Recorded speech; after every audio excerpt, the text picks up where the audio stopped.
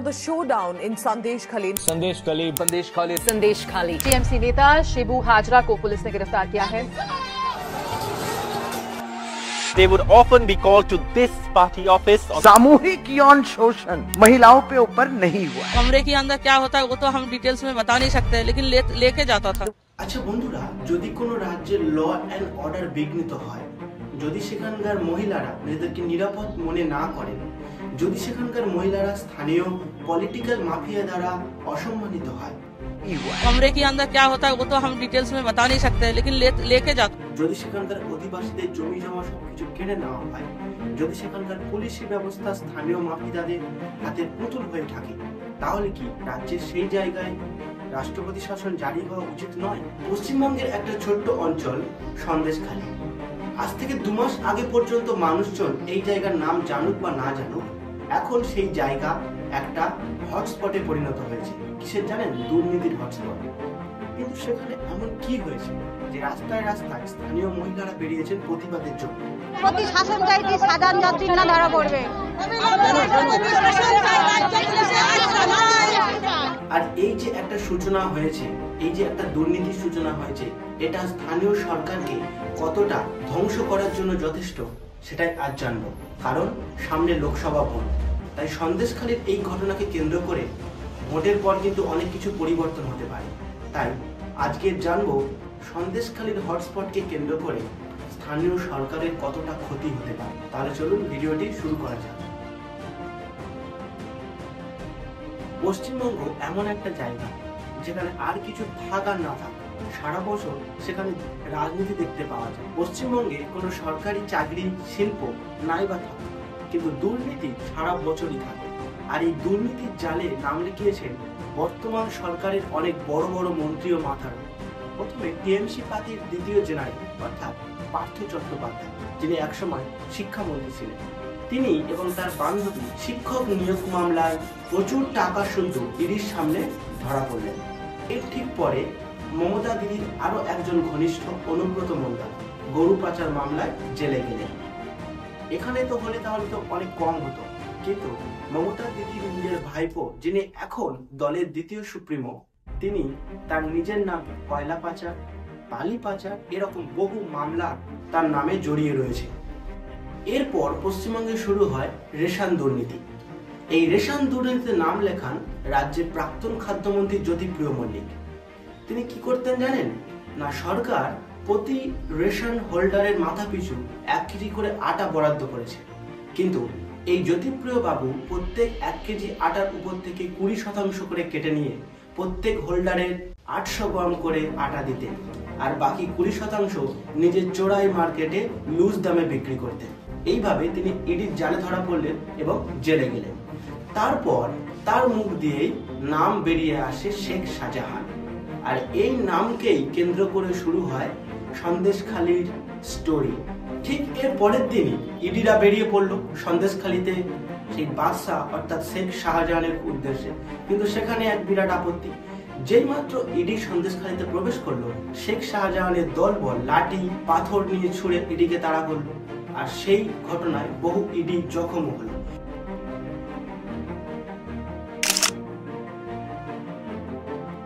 কিন্তু এরপর যখন তারা হাইকোর্টে সার্চ ওয়ারেন্ট নিয়ে শাহজাহানকে খুঁজতে বেরোলো, ব্যাস, শাহজাহান তখন কোথায় গেল? ডুমুরের ফুলের মতো অদৃশ্য। ঠিক এই ঘটনার কিছুদিন পর রাস্তায় রাস্তায় সন্দেশখালীর মা বোনেদের দেখা গেল, যারা লাঠি হাতে ঘরবাড়ি জ্বালিয়ে নিজেদের কষ্টের প্রতিবাদ করছে। কি কষ্ট? না, সন্দেশখালীর বাদশাহ শেখ শাহজাহান ও তার দলবলেরা এখানকার মানুষদের উপর চরম অত্যাচার করছে।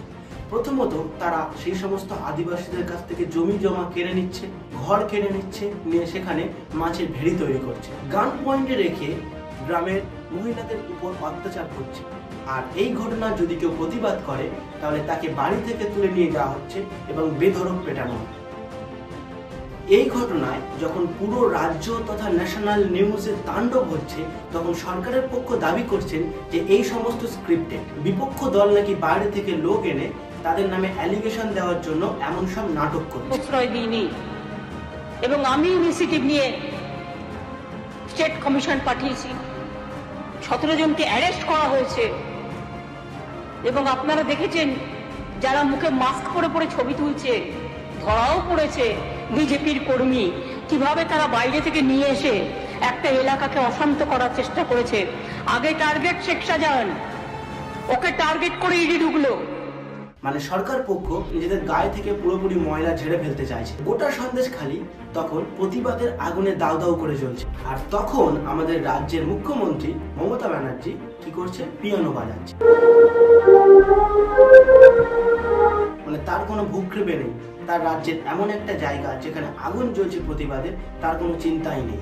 আবার আমাদের রাজ্যের প্রধান বিপক্ষ দলগুলো দাবি করছে যে এখানে বেছে বেছে হিন্দু মহিলাদের উপর নানা রকম অকথ্য অত্যাচার করা হচ্ছে। সামনে লোকসভা ভোট, আর এরকম যদি চলতে থাকে তাহলে স্থানীয় যে সরকার রয়েছে তার কপালে তো প্রচুর দুঃখ রয়েছে। কারণ একটা সার্ভে অনুযায়ী টিএমসি দলের 30% ভোট আসে শুধুমাত্র মহিলাদের থেকে। আর মহিলারা যদি অত্যাচারিত হয়ে এই জায়গা থেকে নিজেদেরকে সরিয়ে নেয় তাহলে টিএমসির কপালে বহু দুঃখ আছে।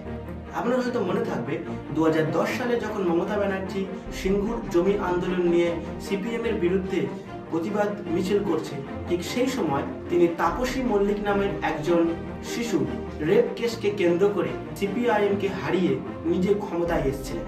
অর্থাৎ সেখানেও সেই নারীজনিত ঘটনার জন্যই কিন্তু সিপিএম কে গদি ছাড়তে হয়েছিল। আর এই যদি সন্দেশখালীর নারীরা যদি এইভাবে প্রতিবাদ চালায় তাহলে কোনো না কোনো জায়গায় হয়তো এই সমস্ত নারীদের ক্ষেত্রেও হয়তো টিএমসি কে গদি ছাড়তে হবে। সন্দেশখালীর মহিলারা দাবি করছেন যে এখানকার শেখ শাহজাহান এবং তার দুই পান্ডা শিবু হাজরা এবং উত্তম সর্দার তাদেরকে গান পয়েন্টে রেখে নানা রকম শারীরিক অসম্মানজনিত কাজে করতে বাধ্য করত। কিন্তু যখন এই স্থানের জনগণ মারমুখী হয়ে ওঠে, এখানকার শিবু হাজরা বলো আর উত্তম সর্দার বলো, কেউ এখানে নেই, সবাই গা ঢাকা। এরপর যখন মামলা আরো জোরালো হয়ে ওঠে তখন টিএমসি সরকার নিজের পিঠ বাঁচাতে শিবু আর উত্তম দুজনকেই পুলিশের হাওয়ালা করে দেয়। टीएमसी नेता शिबू हाजरा को पुलिस ने गिरफ्तार किया है। কিন্তু এখনো পর্যন্ত শাহজাহান অর্থাৎ দলের মূল পান্ডা যিনি, তার কোনো হদিশ নেই। হদিশটা থাকাও প্রায় অসম্ভব ব্যাপার। কারণ কোনো একটা রাজ্যের সরকার যদি একজনকে আশ্রয় দেয় তবে সেখানকার পুলিশেরা কাঠের পুতুল ছাড়া আর কিছুই নয়।